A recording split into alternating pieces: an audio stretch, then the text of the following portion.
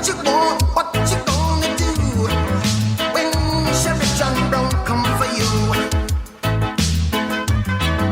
Tell me what you wanna do, what you gonna do. American Hostile Championship Wrestling brings you Battle of the Bad Boys. That's right, the Battle of the Missouri Bad Boys. May the 18th, 2019. Bell time is 8 o'clock p.m. Caruthersville Armory, 801 West 3rd Street, Caruthersville, Missouri. First row tickets to Golden Row, only $15. Row 2, Silver, $13. Row 3, Bronze, $11. General admission is $10. Kids 5 and under, free with a paid adult. For advance tickets, call Mark at 636-232-3313 or James at 573-359-8696. As you guys know, I've done advertising for the American Hostile Championship Wrestling for a long time, but let me tell you something here, guys. Missouri Renegade against Mark Southern. If you're in the Tennessee area, Arkansas area, Missouri, right there in the Boot Hill, Missouri, these two guys started together. Let me key you in on a little secret here. These two guys don't like each other. Not at all. This is not a work. They're not friends on Facebook. Mark Southern against Missouri Renegade Street Fight. Guys, you want to be there. Nothing nice, Gavin Tice. Also, the LA Hustlers. Beer 30 will be there. Jason Bond and Derek King. Be there! This one's going to be crazy. What you gonna do? What you gonna do when they come for you?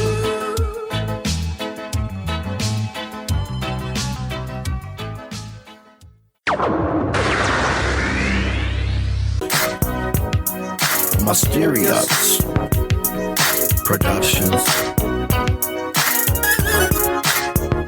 Let's get spunky. What we gotta get your way by using that spunky tonight. Shooting the Shiznit is sponsored by spunklube.com. Spunklube is an award-winning personal lubricant that's fun. Spunklube is available in 4 varieties: hybrid, pure silicone, natural, and pink.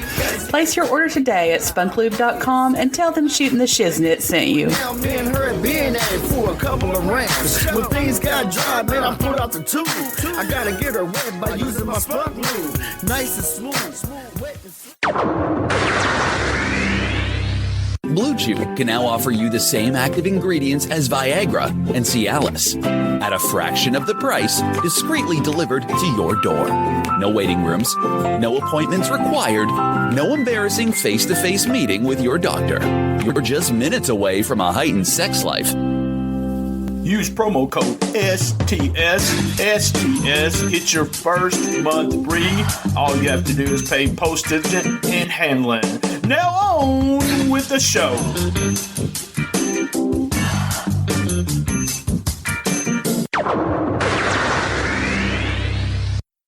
Tonight, Jerry Lawler, I'm going to prove when you mess around with hot stuff, you're going to get burned. Tonight's the night that Eddie Gilbert starts to live up to his name. He calls himself Hot Stuff. Well, that's what I'm going to do. I'm going to make him real hot tonight. If you ever try it again, I'm going to kill you, Jack. Do you understand what I said? Have I got to run you over with my car? You want to be nuts? Well, I can be a little nuts too, Daddy. So it ain't playing no wrestling games, Jack. I'm talking about fact. You're not throwing nothing in my face, and you ain't sneaking up behind and doing nothing to the superstar. Because I'm taking you out, brother, and I mean all the way out. And that's a fact, Jack. In the Twilight Zone now! In the Twilight Zone! Yeah. Monday! Yeah. Oh yeah, music come here, son of a gun. Hello again, everybody. Lance Russell and Dave Brown, and we're right along the ringside all ready to kick it off for another big day. Hey, before we get started here today, I just wanted to quickly say this is part 1 of the Randy Hales interview. We sat down and talked for close to 70 minutes, over 70 minutes. So I want to make this into 2 parts. The first part coming out as the second episode of this week. following the Forrest Putnam interview. And then next week, we will be having part 2 as the first episode of next week.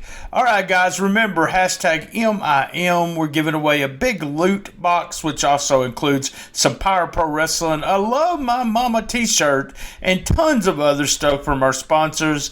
Please, hashtag MIM. Now we're going to get a quick commercial and then on with the show. Hanky's Toys is the place for your adult toys. All toys sold on this site are made of the finest 100% platinum silicone. From the texture, firmness, length, and width, Hanky's Toys are designed to please. Hanky's Toys takes a lot of time and effort to develop each toy. Reach them on Twitter at Hanky's Toys. Search YouTube Hanky's Toys and see the unboxing of many of their products.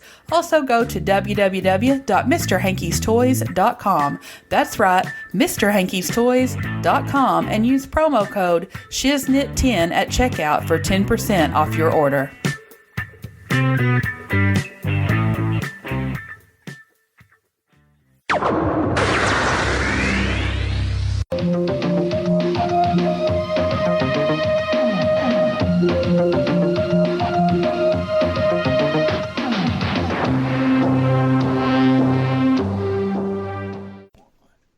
We're live from STS Studios in St. Louis, Missouri, and I have waiting the owner, the founder, and the president of Power Pro Wrestling, Randy Hales. How's it going, Randy? I am good, and I said this when you were on my show. I had you on before you had me on this particular show, but anyway, I've got to say it again. Hell has frozen over. So I'm ready to rock and roll. Do it to it. I am as ready as I can be, Brian. Good to be here. That's right, Randy. I want everyone to go back. I want you to, we're not going to rehash everything we talked about in episode 13, but I found it interesting. You told me things that I didn't know and vice versa. And there was I don't know. I guess there was a hate relationship there for a while. We had heat, as they say in wrestling. But really great to have you on here. You actually was on Shooting the Shiznit when Gene interviewed a long time ago. But this is the first time you've been on this incarnation of it. Episode 13 of Randy Hales podcast, guys. Let's look up Randy Hales Memphis wrestling history, right? Is that what we do?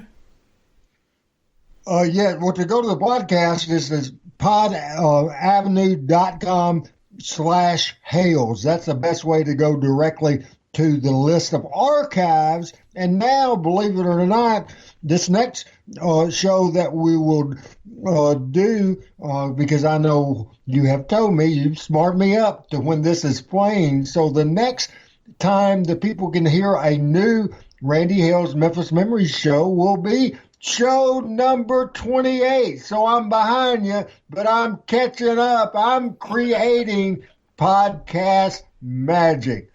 At least that's what I'm trying to sell here. But I'm a wrestling guy. So I'm a promoter. So I'll inflate it, but I would appreciate everybody. And I had fun. We did it kind of late one evening. It was Valentine's Day, I think. It was. It was Valentine's Day. I bet that really pissed your wife off, and that was my attention. That was my attention to make your life miserable at home, and I hope so bad. We should have done this on Mother's Day. We'd have really pissed her off. She was studying, so, and then she said, I couldn't believe you spent Valentine's Day with Randy Hales. The wife is good at supporting this, so that's a cool thing. I sat and listened to almost every episode. I really like listening to some of the stuff that when you bring on guys that like Robert Fuller, Ron Fuller, those two interviews are also something for you guys to go look for. I remember those guys, but I was a huge I liked Robert Fuller, but didn't know a bunch about Ron. Just a really smart guy, good to interview with him. But like last year we brought kind of like some of the outlaw guys on here to talk, and we also brought on Derek King, Dustin Starr. This year we started with the big guns with Jerry Jarrett. We brought on Forrest Putnam from the Missouri Boot Hill area as kind of an outlaw guy. And now you, Randy, when you started Power Pro, let's just start there. Why start Power Pro? What made you say, okay, I want to start a wrestling promotion? Or was that something you want to do at all time? Well, actually, I don't know if I would say that I wanted to do it at all times, because I'm even a year and a half before, it never entered my mind. I was assuming that the way it was going, completely with Jerry Jarrett and with Jerry Lawler and me, obviously big part of in the mix. I didn't ever think about it. But then when it went away, when the USWA went away in 97, I went away before it went away, because the people that purchased the companies, I thought something is up, something's not right. I didn't want to be a part of it, and that's another story for another day, Brian. But at the same time, Dave left, I left, Jerry Jarrett out of the picture, Eddie Marlin out of the picture, Randy West out of the picture. It was just not the same. And I basically knew in the back of my head, I have a good relationship with a lot of people, including the big shots at Channel 5 and at a lot of these buildings, and I don't want to screw it up and be lumped in with these yahoos that I knew were yahoos, and I knew they weren't going to be successful. So I got out to protect myself, and because I was miserable, a couple of different reasons. And it was canceled, and shortly thereafter, a week or two, month or two, whatever, I don't exactly remember, I made a phone call to Channel 5, got a meeting with Mason Granger, and the rest is history. It was easy. It was easy to do. I mean, it was a piece of cake, and of course, I had to have a name change. Legally, I felt that I needed to change I was pushing it because I knew that it was a possibility that legally they would come after me, or tried to cause some problems, and they did. And I knew that I needed some people, including myself, including Dave Brown, Corey Macklin, Jerry Lawler, Bill Dundee, and others that were a part of Memphis Wrestling and the USWA. But I wanted certainly to make the program different. I wanted the production to be different, the look to be different. I wanted the concept of the show from being geared toward basically infomercial for live events. I knew from the get-go this would be geared as a television program, a television show, and also was in the process, before we even had our first show, in the process of trying to make the relationship with the WWF, of course WWE now, I was trying to make that happen, and developmental came along with it. And so one of the most proud things of the show, even though so many of my great memories are of the classic Memphis Wrestling show, as a television program, I am really proud of what we did. Now, not every show was great, I'll say that. And I will say there was some shitty shows. I don't know if we can cuss or not, so you can blame me. Yeah, go ahead. I won't be too bad at all in the profanity, but I'm not Jim Cornette. Maybe I am in real life. But I try, unless I get mad, unless you piss me off, Brian, which we know is a absolute possibility. Sure. And if that happens, that happens. But at the same time, I am really proud of the overall quality and the product of Power Pro Wrestling. Still big time attached. And if you, as we're recording this, if you've read, it's Derek King's birthday. And if you looked at my social media and see the response, we still all, especially the Power Pro originals and the young guns, the mainstays, we still, believe it or not, almost 20 years after the fact, our relationship is just, there's a bond there that will never break. And because I'm the oldest of the bunch, probably the first funeral as a group that they go to of one of us, one of the originals, will be me. Now, isn't that a bunch of crap? Yeah, that's Derek, Alan, those two guys. The funny thing is, even after all these years, you talk about the originals, and I seen a report from one of the boys this past, I guess it was a couple weekends back, that said, Alan had one of the better matches they've seen in this area in years, and they went 30-something minutes, and I got this huge smile on my face because I always see that about Derek also. But it's the idea that, when you pick these guys, you picked a hell of a roster, and it was exciting. I liked the show. And the funny thing is, we're giving away, thanks to you, we're also giving away Power Pro Wrestling as part of a loot box. It's the whole time when Cornette was there, which I missed. I opened up a business during that time, and I missed that time, so I'm going to sit down and watch it. But every time I watched it, the one thing I liked most about it was that at times we felt, as fans, I did as a fan, felt like even though you needed the older guys like Lawler, Dundee, that the younger guys weren't getting a chance. And when Power Pro came on TV, I felt like that and with Brandon, when Brandon got, a major part of the booking and helping you and everything, you guys decided it's time to have like a new reign. And the younger guys, they need to be pushed also. And that was a plan from the get-go before. Brandon didn't get here to show number 2, but obviously we introduced the Young Guns division in the first show. That was a plan all along. You have to have new blood. And I want to go back to just something you said, because I know your personality. I know how you are. I know you in the back of your mind, you were going to try to get something controversial, something newsworthy out of my mouth. And you've already given me opportunity to say that, or opportunity to express my feelings, or opportunity to piss some people off, because several different times you said the word outlaw. Well, you can go to Jim Cornette Experience or the drive-thru or whatever and hear all about that. But the one thing you said most recently, you said you have talked to one of the boys.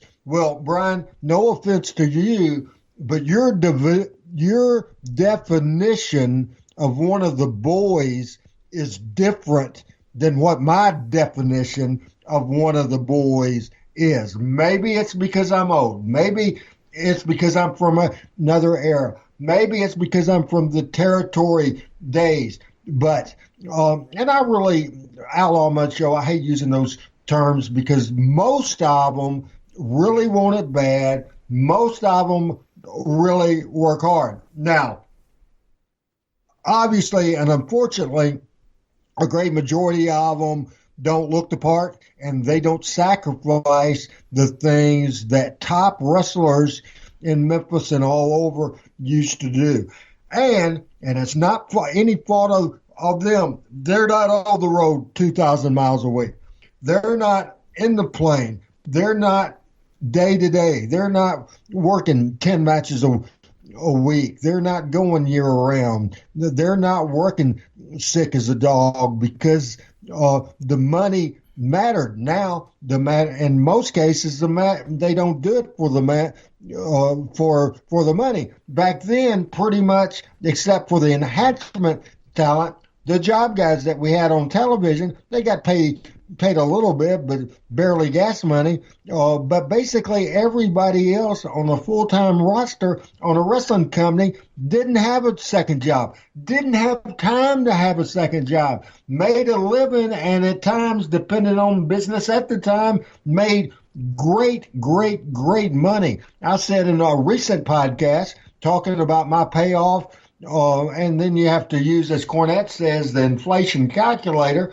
On Monday, March the 7th, 1994, the first USWA Memphis Wrestling Monday Night Memory Show. For the one night, Brian, my payoff, now I did the payoffs and paid myself $150. However, Jerry Lawler expected myself to what he felt would be underpay myself. So when I got my check for that night, it was close altogether, real close to a $2,000 a week. But I got $1,000 just for that one night. And in 2019 money, that's a hell of a payoff. Hell of a payoff. Well, I'll take $1,000 right now for one night if you want to give it to me. I mean, that's excellent money, and that's what I meant by what I really meant. Not really the way wrestling has evolved, and you're right about everything you said about the Outlaws now.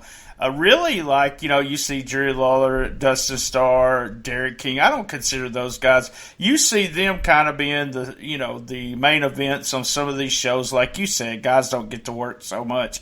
I more was talking about, back when I started watching wrestling and you were part of there was guys and this was part of what I was going to ask you. You had guys like Sarge O'Reilly and the jobbers that were the top jobbers. Ken Raper, David Haskins comes to mind. You mentioned something that he had this huge break but he didn't take it because something was happening on an Outlaw show or something. You never did tell the whole story, and I was going to ask about that. Were you guys keeping those? You didn't want them to do Outlaw shows, the jobbers, or did you kind of control what you wanted them to do? Then, and in Power Pro, did you ever tell your guys, don't go to these shows and do jobs? No, we were open during the Power Pro days, and because the fact I knew kind of what everybody was drawing, I knew that if they did a job, it wouldn't hurt us in the least. Now, my brain is fried a little bit. I don't remember what you said about what you were talking about with David Haskins. I don't remember that at all. Just my memory normally is good, but in that case, I have no recollection of it or not. Then back in the day before, for then, and there were, especially in the USWA, not in Power Pro, and the only difference was in Power Pro wasn't a full-time live event company that went to Nashville and Louisville and everywhere. So we didn't allow, and it was a rule. Goes back to the era of Nick Goulas, even before Jerry Jarrett, before Jerry Lawler, certainly before me, that you just couldn't allow that. So they were not allowed.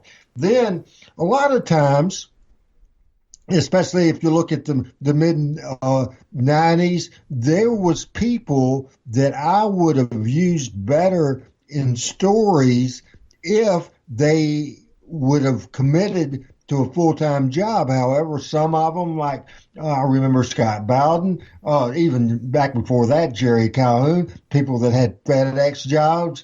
Big Lou Winston had a real good job. Jerry Bryant had a real good job. All those sort of things. So for the most part, with some exceptions, and the exceptions being someone like Jerry Lawler, who was the owner of the company. So if he wanted to work 8 days a week or 1 day a week, I would do exactly what he wanted to do, because that's just what we dealt with. But most of the time, you needed the people that you went with all the way, and you need them available for all the towns. And it wasn't so much you felt the independent promotions would hurt you just running a show, but you felt that it would hurt you if you didn't have available for shows you were selling tickets for with the people they see on TV. So a lot of the people, Ken Raper was very underrated. Haskins. David Haskins, of course, had that run, the Rat Patrol or whatever, with Roy Rogers, Johnny Rich up in Knoxville. Yeah, Davey and Johnny Rich and Tommy Rich, one of the biggest runs ever there in Knoxville and Dothan. Just so popular. But yeah, I mean, you're right. Those guys, Sarge O'Reilly actually still wrestles. Never was a horrible worker. He bumped like crazy, and that's what made him fun to watch on as a jobber. But I always wondered, and I understand that's perfect logic. Because you would, what if you did need David Haskins for Friday night because someone wasn't going to show up, and then they would be working some outlaw show. I understand that now. All right, Randy, we're going to take a quick break for commercial, and then we're going to come right back. This is your bedroom with Blue Chew.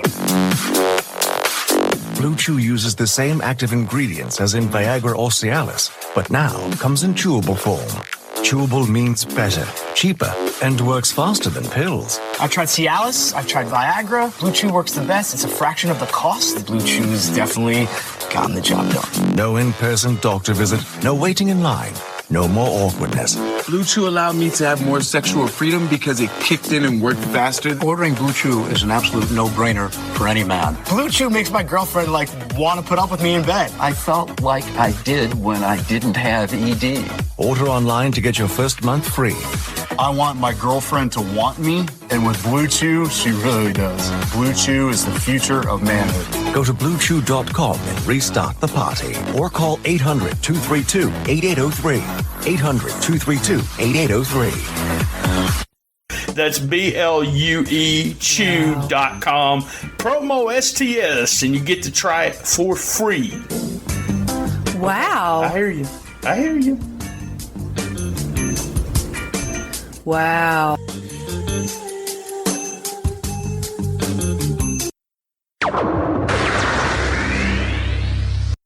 What you want, what you gonna do when Chevy John Brown come for you?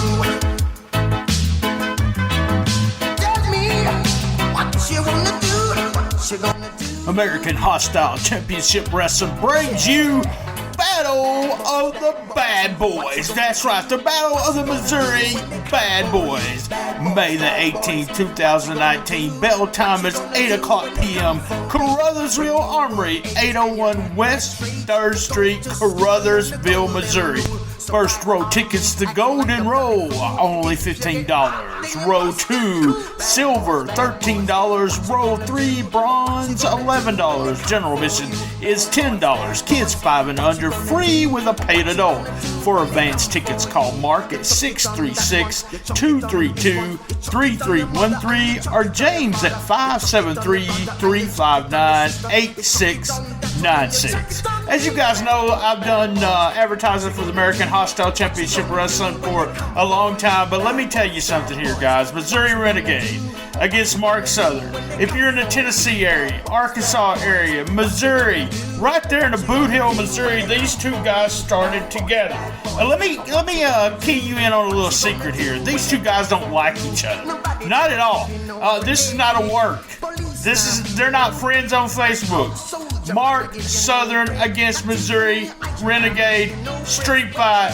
Guys, you want to be there. Nothing nice, Gavin Tice.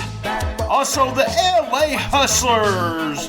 Beer 30 will be there. Jason Bond and Derek King. Be there!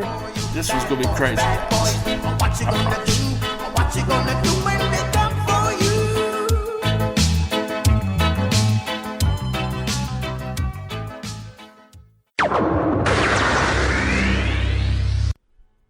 All right, I want to bring my old buddy Mark Southern in. Mark, we got a huge show. We always talk about the shows here on the show before the show. This is the episode before the Saturday, and man, this is a big match for you. Battle of the Bad Boys. We talked to Forrest. We talked to you. Like I said on the commercial, I don't want to say shoot. I don't want anyone to get hurt because I don't think anyone's going to get hurt. But you guys don't like each other, and it's not going to be pretty, is it? That's right. It's going to be pretty ugly, just like the Missouri Renegade is. Yeah, we go back a long time, BT. But his head is pretty big and swelled up, and his ego is going to be a reality check come Saturday night. And guys, I can't. Unfortunately, I won't be able to be there. I'm gonna get someone to videotape this for me. I'm excited about seeing it.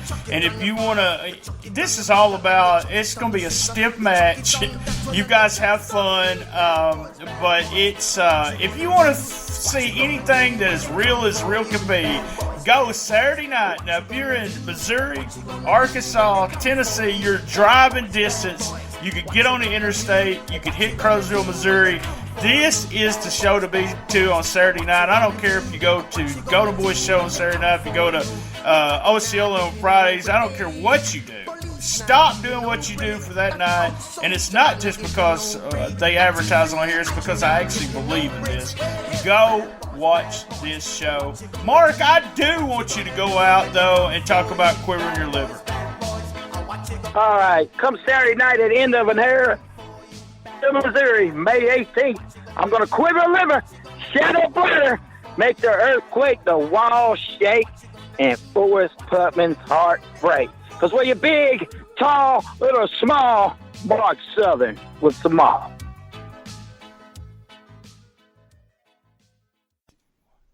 All right, back in there, we was talking about outlaw wrestling. One of the things I was going to ask you about, Randy, there's all kinds of terms. Like I remember when I was putting some psychology stuff on the original WrestlingRideOnline.com, I said double down. That was one of the words that I used.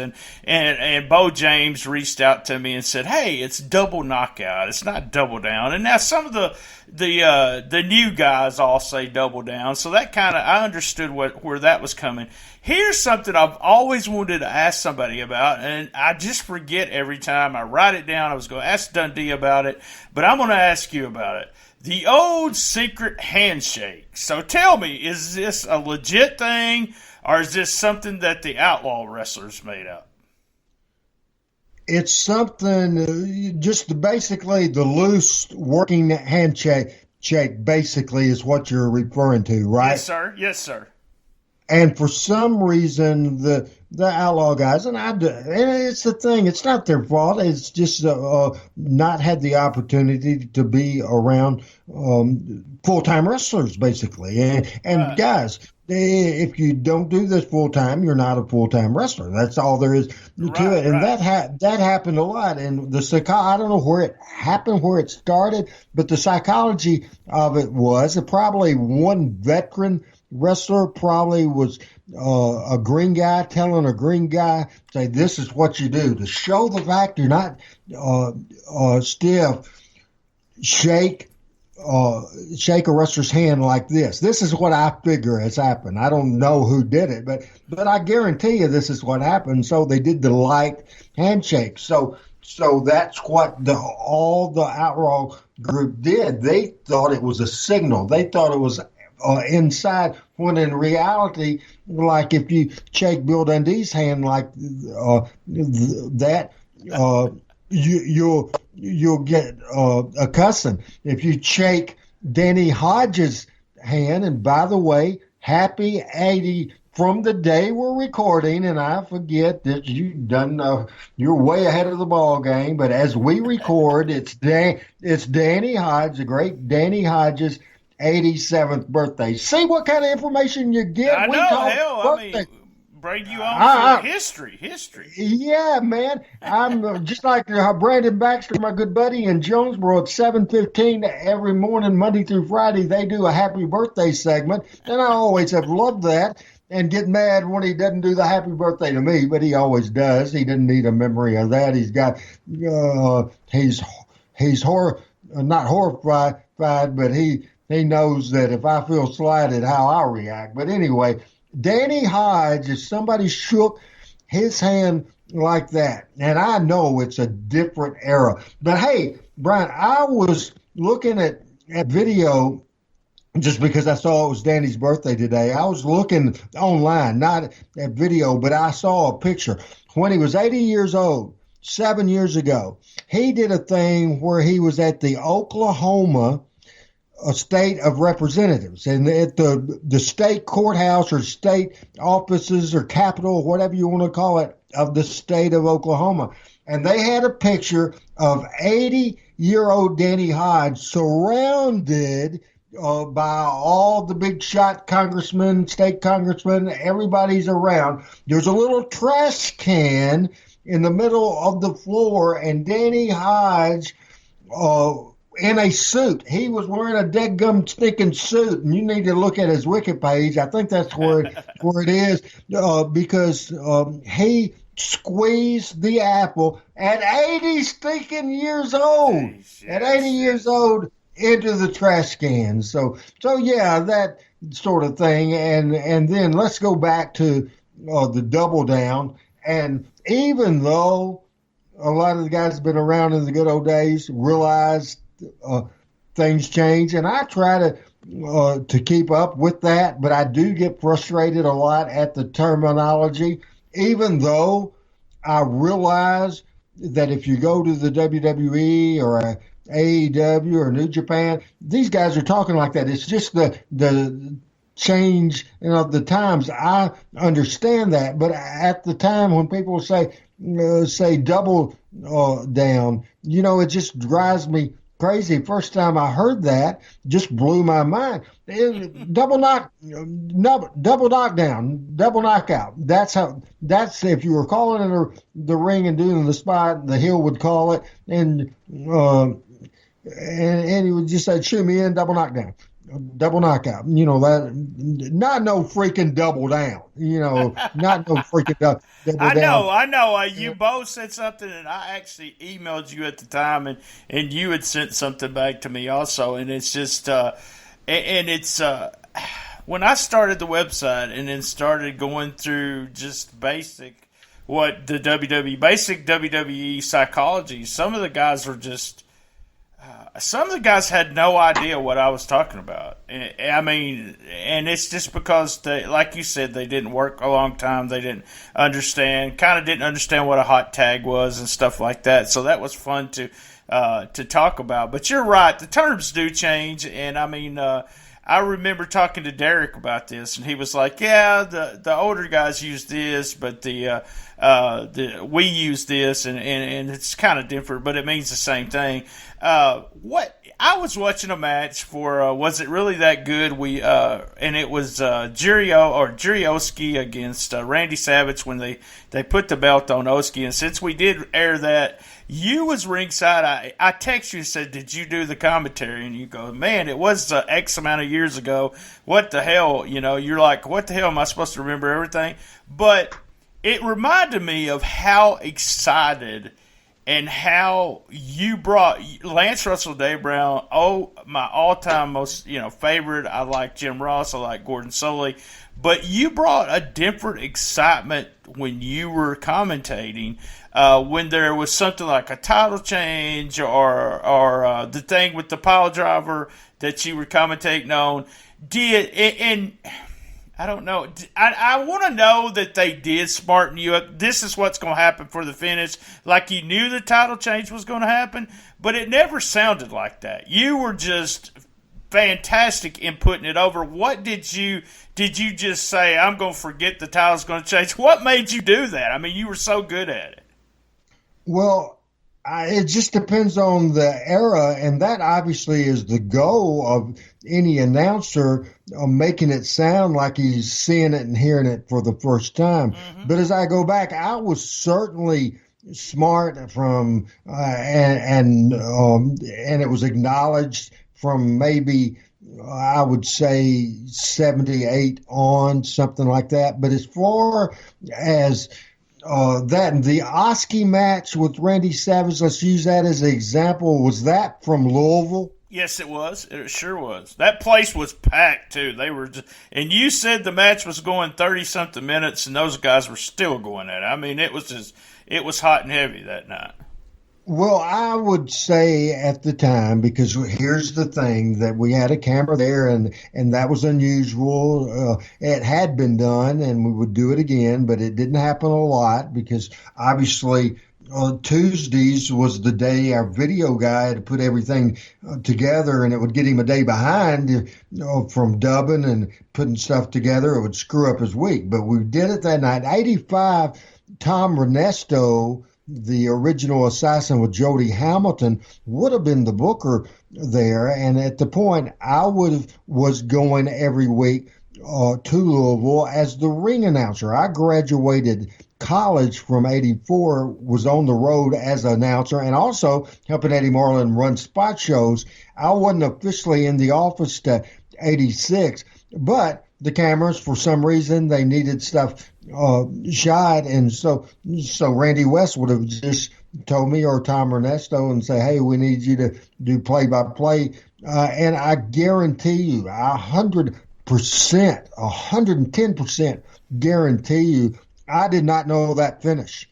I did not know that finish at all. I wouldn't have known the Savage finish with the Oski. However, didn't we switch the tag titles in Louisville one time as well? I don't remember that, but us watching that show and looking at it, it really was just magic. And if anyone wants to go back and watch, we put the link a couple times on Twitter, but it's actually what wrestling's all about. It's in this packed, crazy building with the fans are still they brought them up and down probably a couple of times, but they got them back up at the 30-minute mark, and you're doing this announcing, and you're feeding off the crowd too, and as soon as the belt, your voice goes to a different octave, the title, and the whole 9 yards. And it was I always was a huge fan of Lex Luger when he won the belt. He would jump up and down and everything,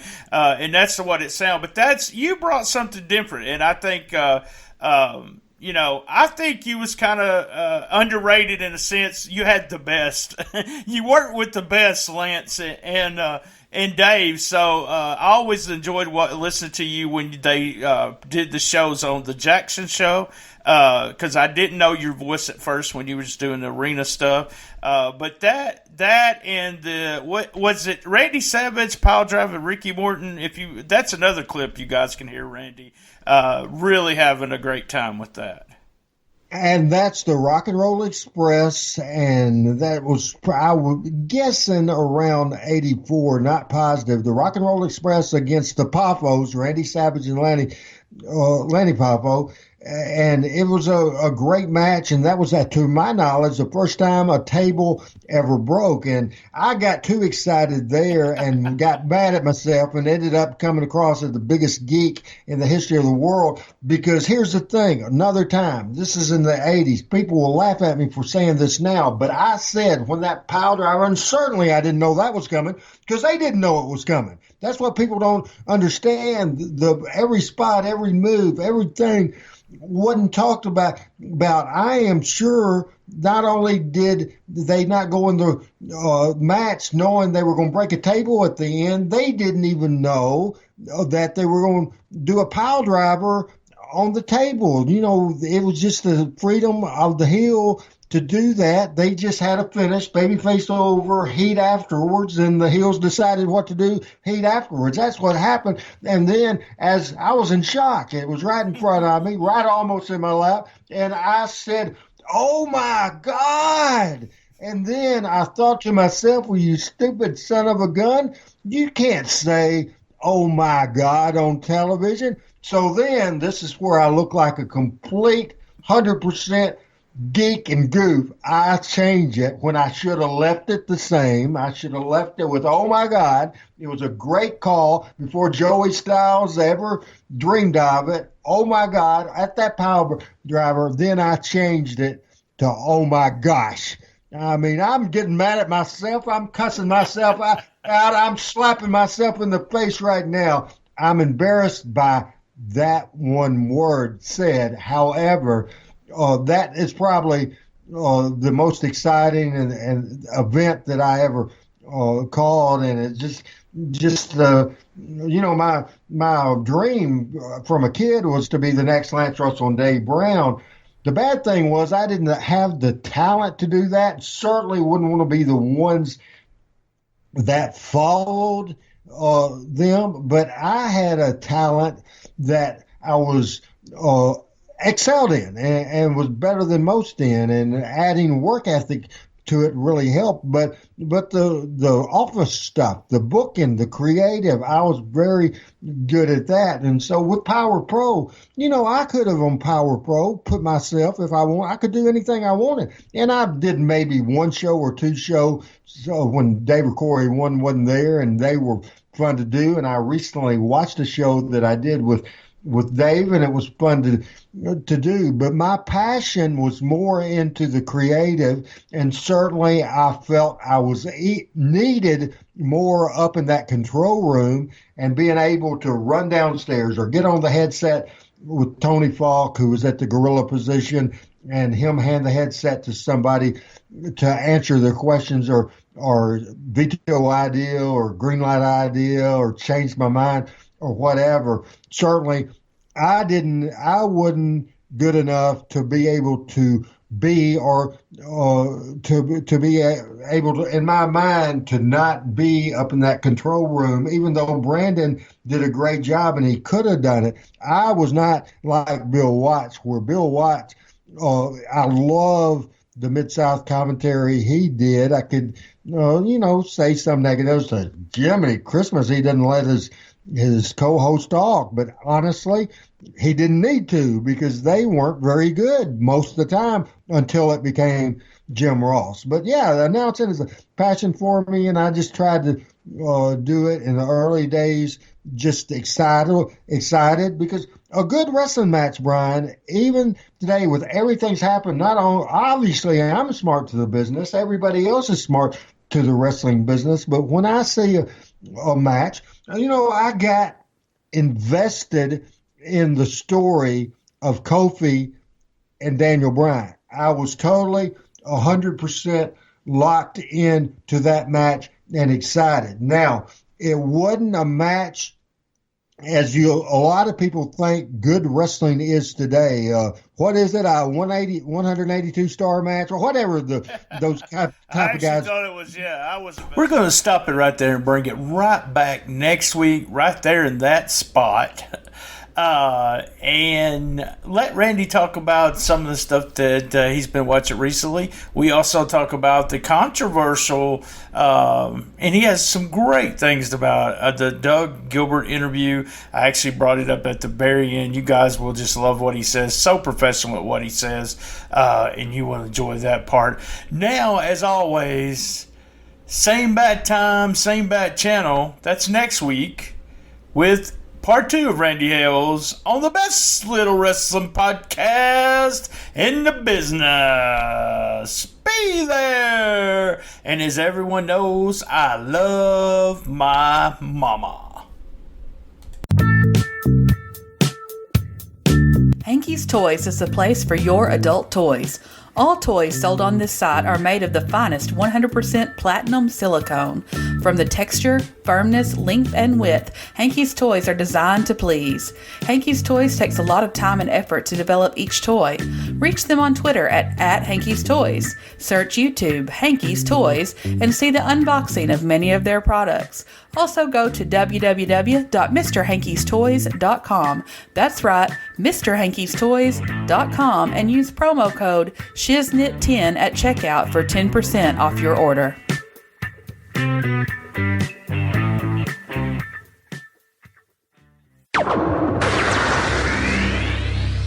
Graphic design is very important. Your logo is the first image potential customers see.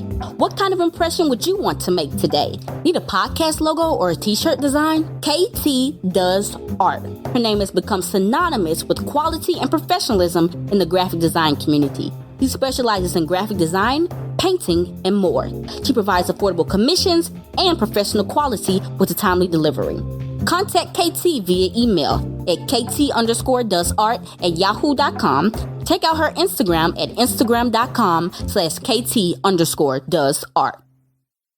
That was another great episode of Shooting the Shiznit. looking for contestants for Who Wants to Be the Best Shiznitter Ever. That's right, contact me and be a contestant on Who Wants to Be the Best Shiznitter Ever. A big shout out to our sponsors this month. Also, remember, we have a Patreon for only $1. That's patreon.com, shooting the shiznit without the G. A special thanks to Bob McGee at Pro Wrestling's Between the Sheets, Gene Jackson at locals2legends.com, and Sean Garmer at Wrestling to Max website. You can reach me on Comic Book Mark BT on Twitter, at BT Shooting the Shiznit on Instagram. I'm also on Facebook with a Shooting the Shiznit Facebook page. We have the Cool Kids Wrestling and MMA Talk Facebook group. If we don't like you, we'll kick you out, but you also have to ask to get in. All the archives are at www.stspod.club. You can listen to us on iTunes, Stitcher, Player FM, Podcast Addict, Spreaker, Spotify, and all the fine podcast players. Podcast Roll Call. A big shout out to Creative Control. Keeping it 100. Memphis Memories with Randy Hales and my buddies over there at P3 Radio, Max and Josh. Also, non-wrestling podcasts I listen to, Who's Right Podcast and Po Boys. Guys, I am Brian Trammell. Keep your feet on the ground and keep reaching for the stars.